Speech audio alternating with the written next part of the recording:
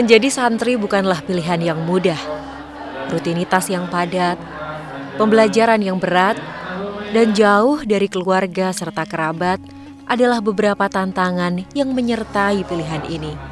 Belum lagi bagi anak muda, pondok pesantren dengan sistem boarding school beserta akses media informasi serta komunikasi yang dibatasi membuat santri tidak mudah untuk eksis di tengah pergaulan masa kini. Apalagi hadir dalam hingar-bingar sosial media yang digandrungi generasi muda saat ini. Hanya mereka yang hebat, yang berani untuk menjawab semua tantangan dan godaan, yang akhirnya teguh pada pilihan untuk menjadi seorang santri. Santri Madrasah Bertaraf Internasional Pondok Pesantren Amanatul Ummah ini begitu menginspirasi saya.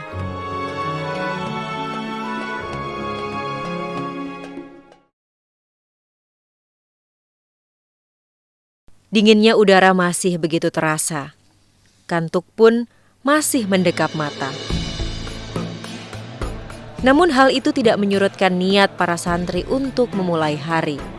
Mengawali rangkaian aktivitasnya yang padat di Pondok Pesantren Amanatul Ummah, para santri selalu menjalankan ibadah sholat sunnah di sepertiga malam akhir. Sampai waktu subuh tiba, para santri pun kemudian melanjutkan aktivitas dengan menjalankan sholat subuh berjamaah dan kemudian mendengarkan tausiah dari sang pengasuh pondok pesantren, Kiai Asep Saifuddin Halim. Semua ini adalah kegiatan rutin yang wajib dilakukan santri sebelum pagi sampai sore hari nanti mengikuti kegiatan belajar pendidikan umum.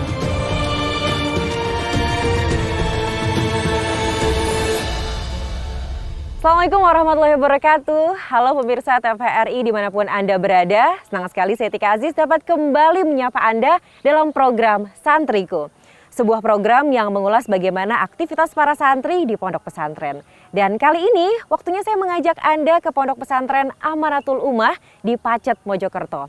Yang kabarnya punya segudang prestasi sampai dengan tingkat internasional. Penasaran? Ikuti terus perjalanan saya dalam program Santriku.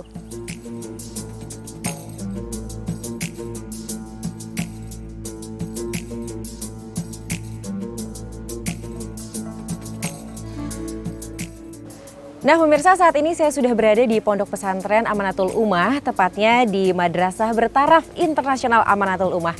Saya juga sudah janjian sama salah satu santri di sini, namanya Fayat. Fayat katanya mau ngajakin saya ngikutin kegiatannya dia seharian ini selama jadi santri di Amanatul Ummah. Jadi langsung aja kita cari Fayat yuk.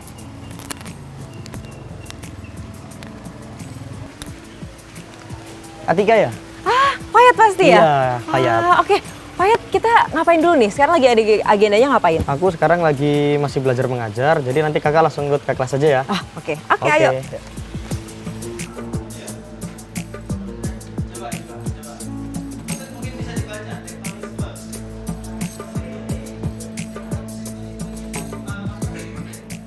Sebagai Madrasah Bertaraf Internasional, MBI Amanatul Ummah memberikan perhatian yang besar bagi kesuksesan penguasaan materi pembelajaran umum.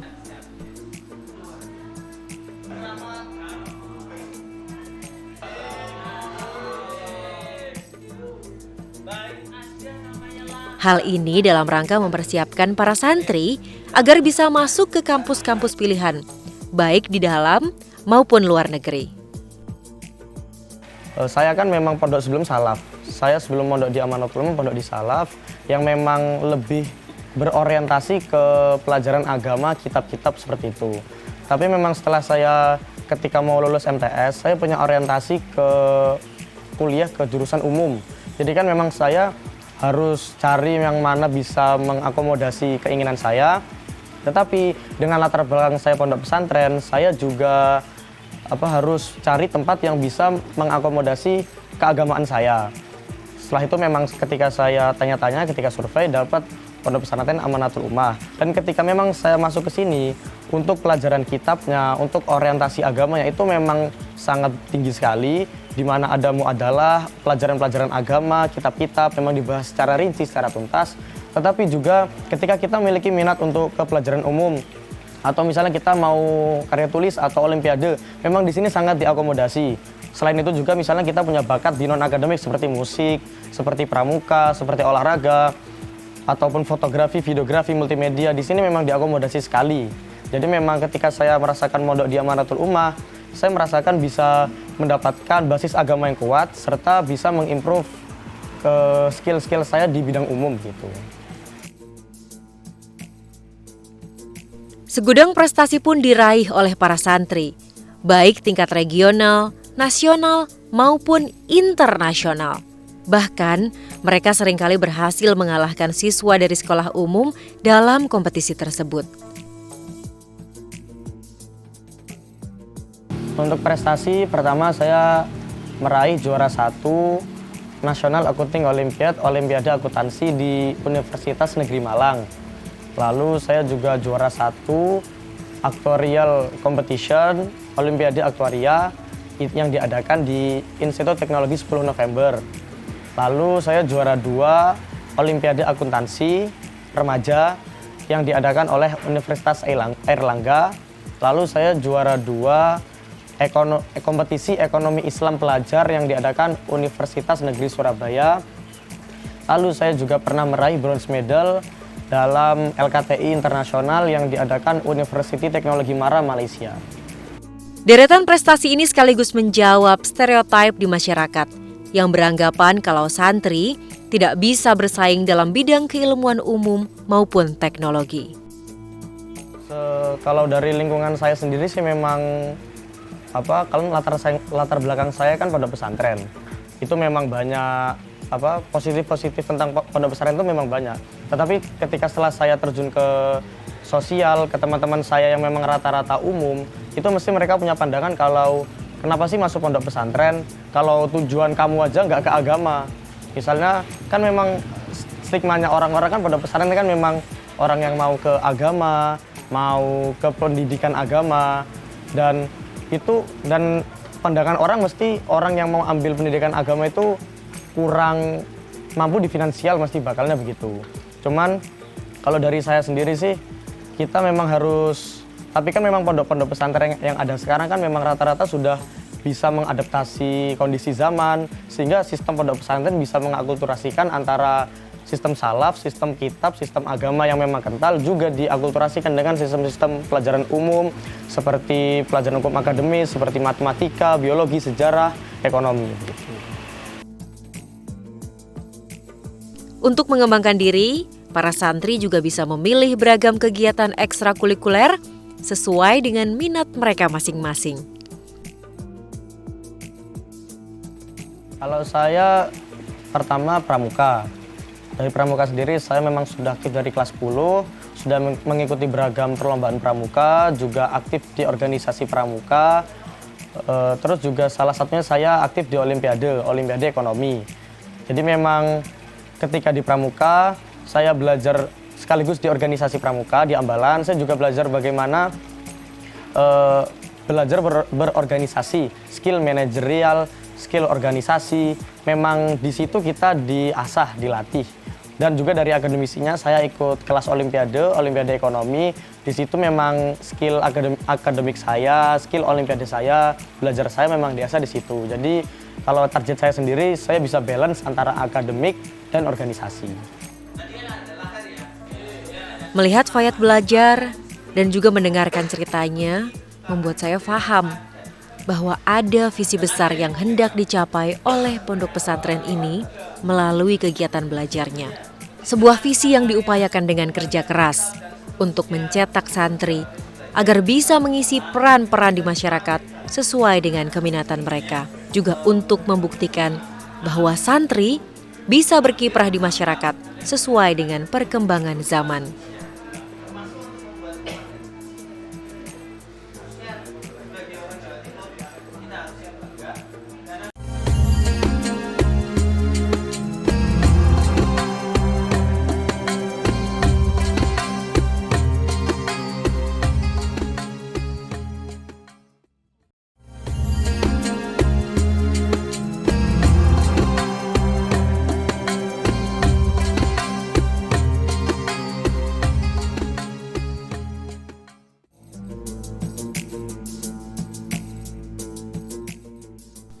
Rangkaian program pembelajaran yang dijalankan oleh MBI Amanatul Ummah tentu tidak bisa dilepaskan dari visi pondok pesantren ini. Semuanya bermuara pada satu tujuan untuk mencetak santri yang unggul, utuh, dan berakhlakul karimah. Di Pondok Pesantren Amanatul Ummah, kita mempunyai visi dan misi yang jelas serta sekaligus menjawab apa yang menjadi tantangan kebutuhan masyarakat, sehingga keberadaan visi dan misi yang jelas dengan keberadaan tujuan dan keperuntukan santri di masa depan ini nanti secara langsung akan menjawab apa yang menjadi kebutuhan masyarakat. Sekali lagi saya katakan demikian. Dan dalam visi itu kita jelas di dalam visi Lembaga Pendidikan Unggulan Amanatul Ummah, yaitu mewujudkan manusia yang unggul, utuh, bertakwa kepada Allah Subhanahu wa taala dan berakhlakul karimah, untuk kemuliaan dan kejayaan Islam dan kaum muslimin, untuk kemuliaan dan kejayaan seluruh bangsa Indonesia dalam rangka mewujudkan cita-cita kemerdekaan, yaitu masyarakat yang adil dan makmur. Nah, dalam visi itu ada unggul, utuh, dan berakhlakul karimah, dan utuh menjadi satu kesatuan, unggul dalam keutuhan dan utuh dalam keunggulan, sehingga yang didesain di Pondok Pesantren Amanatul Ummah bagaimana kita menyajikan atau meng-create santri yang mempunyai kompetensi keilmuan yang mumpuni, yang kompetitif dan unggul dibandingkan siswa-siswa atau sekolah-sekolah dari luar, sementara juga mempunyai keilmuan agama, keilmuan dinia yang juga sama kompeten seperti halnya pondok-pondok salaf. Serta kedua sisi keilmuan tadi itu dibingkai dengan akhlakul karimah. Itu yang nanti akan menjawab tantangan kebutuhan masyarakat ke depan. Santri-santri di Lembaga Pondok Pesantren Amanatul Ummah diproyeksikan hanya untuk 4 hal yang tercakup pada Akhdaful Mutakharijin atau the goals of graduate. Apa? Yang pertama, mereka diperuntukkan hanya untuk menjadi ulama-ulama besar yang bisa menerangi dunia dan Indonesia. Yang kedua, menjadi para pemimpin dunia dan pemimpin bangsanya yang bisa mewujudkan kesejahteraan dan menegakkan keadilan, utamanya di bumi Indonesia. Yang ketiga, menjadi konglomerat besar yang bisa memberikan kontribusi maksimal bagi terwujudnya kesejahteraan. Yang terakhir, yaitu mereka diproyeksikan untuk menjadi para profesional yang berkualitas dan bertanggung jawab. Itu proyeksi dan realisasi yang kita wujudkan untuk santri-santri di masa depan.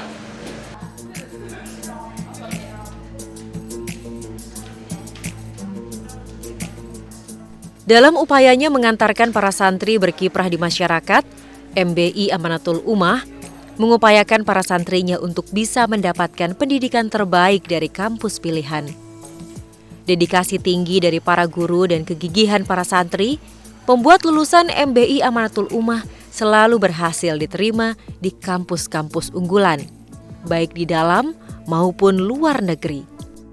Output dan outcome yang sudah dihasilkan di Amanatul Ummah ini itu sudah dalam penilaian saya, hemat saya, bahwa itu sudah menjawab apa yang menjadi kebutuhan dan keresahan masyarakat saat ini, di mana kita, lulusan kita, alumni-alumni Amanatul Ummah sudah tersebar di mana-mana di seluruh perguruan tinggi negeri favorit, mulai dari Universitas Indonesia, ITB, IPB, UGM, UNER, ITS, dan berbagai macam perguruan tinggi favorit, semuanya pasti ada alumni-alumni Amanatul Ummah. Termasuk dalam rangka untuk mewujudkan Akhdaful Mutakharijin yang pertama untuk menjadi ulama besar tadi, ada program Fasul Khos Tahasus yang dipersiapkan untuk anak-anak melanjutkan studi di Timur Tengah.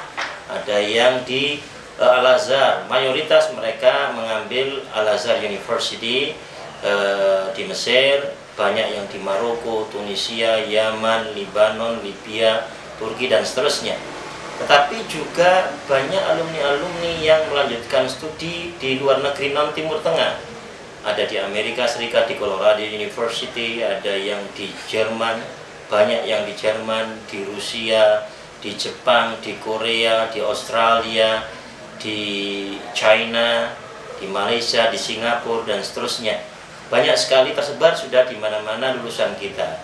Tetapi juga mereka-mereka yang masih ada di lembaga pendidikan unggulan Amanatul Ummah, di Madrasah Bertaraf Internasional Amanatul Ummah, mereka selama proses berada di pondok pesantren juga prestasinya sangat luar biasa. Namun demikian, dengan visinya untuk mencetak santri yang unggul, utuh, dan berakhlakul karimah, tentu aspek pendidikan karakter dan juga pembelajaran demi penguasaan ilmu agama adalah hal yang juga menjadi prioritas.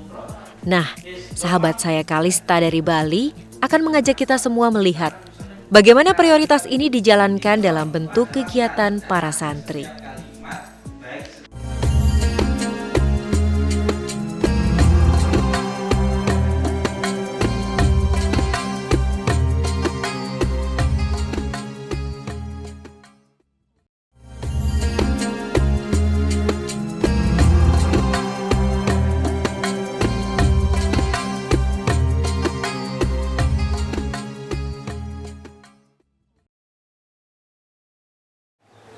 Nah pemirsa, kita baru aja selesai ngikutin Fayat.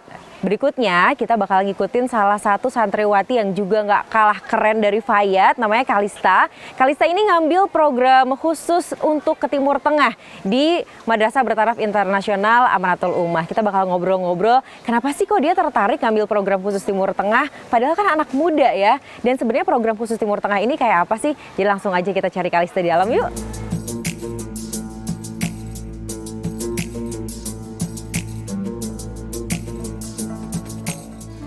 Usai menjalani sekolah formal, setelah beristirahat sejenak, membersihkan diri dan berganti pakaian, santri MBI Amanatul Ummah siap untuk kegiatan berikutnya, yaitu muadalah.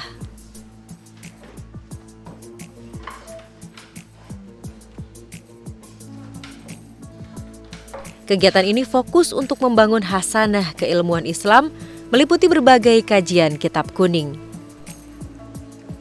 Nah, kalau sekarang ini saya sedang diajak Kalista untuk ikut belajar tentang ilmu nahwu shorof yang diperlukan untuk kemampuan penguasaan bahasa Arab. Bagi Kalista yang mengambil program khusus untuk melanjutkan studi ke Timur Tengah, program ini menjadi sangat penting.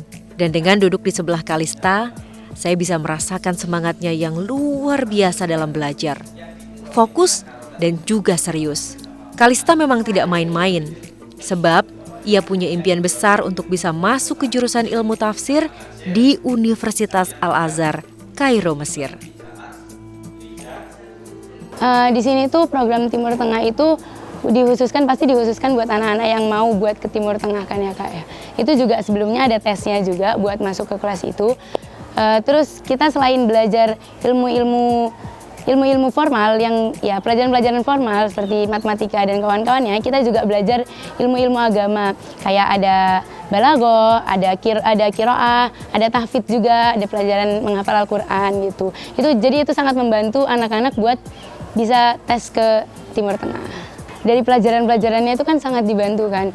Terus di sini tuh kayak kalau misalkan kita di luar belum tentu kita bisa pembelajaran seintensif itu untuk ke Timur Tengah, karena rata-rata kalau di luar pasti pelajarannya itu pelajaran-pelajaran formal gitu kan, cuman matematika, fisika, kimia dan biologi itu. Tapi kalau misalkan di sini itu kita terbantu dengan pelajaran-pelajaran yang ya pelajaran kitab, ngaji kitab, terus hafalan Al-Qur'an, terus qiraah, istima dan kawan-kawannya.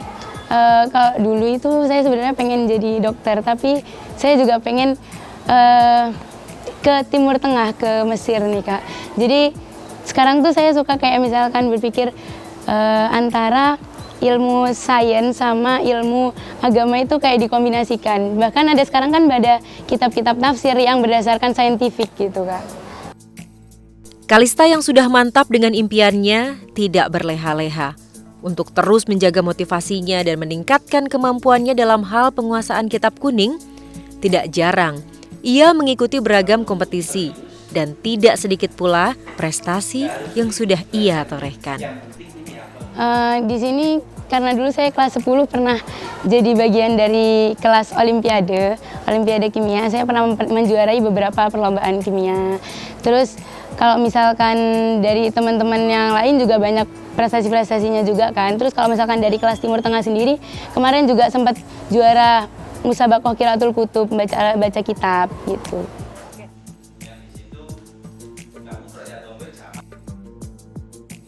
Prestasi-prestasi ini tidak lepas dari sistem belajar di pondok pesantren yang mendukung sepenuhnya impian para santri.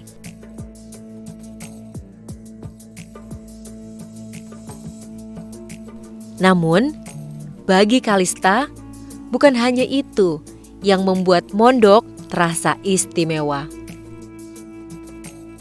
Ada beragam hal lain yang membuatnya bahagia selama menjadi santri. Mondok tuh kalau kata saya seru banget, soalnya kita di sini hidup bersama, kita harus bisa toleransi sama teman-teman yang lain. Terus juga kalau misalkan hidup di luar itu lebih individualis kan ya Kak ya.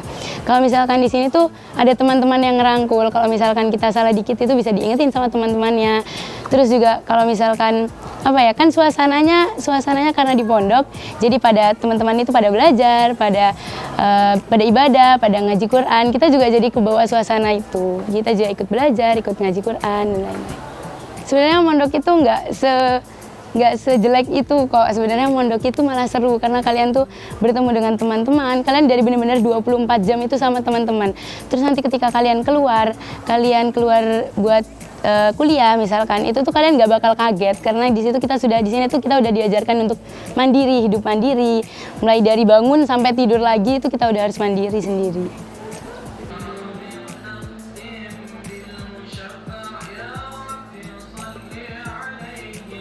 Sebuah kesempatan yang sangat berharga bagi saya bisa ikut nyantri sehari bersama Fayat dan Kalista. Semangat mereka dalam belajar ilmu agama, ilmu umum, dan juga menempa kepribadian sebagai seorang santri begitu menginspirasi saya. Bahagia rasanya membayangkan jika beberapa tahun ke depan, saya bisa melihat mereka ada di tempat yang mereka impikan. Nah pemirsa, perjalanan kita di Pondok Pesantren Amanatul Ummah, tepatnya di Madrasah Bertaraf Internasional Amanatul Ummah, menunjukkan kepada kita semua bahwa anggapan masyarakat yang memiliki pandangan bahwa pondok pesantren tidak mungkin mencetak santri-santri berprestasi adalah anggapan yang salah. Kita lihat sendiri deretan prestasi yang luar biasa berhasil diraih oleh santri-santri dari Pondok Pesantren Amanatul Ummah. Ini juga sekaligus membuktikan kepada kita semua bahwa mondok itu keren dan santri itu hebat. Dan pemirsa, inilah akhir perjalanan saya dalam program Santriku kali ini. Saya Tika Aziz, akhirnya pamit undur diri dari hadapan Anda. Wallahul muwaffiq ila aqwamit thoriq. Wassalamualaikum warahmatullahi wabarakatuh.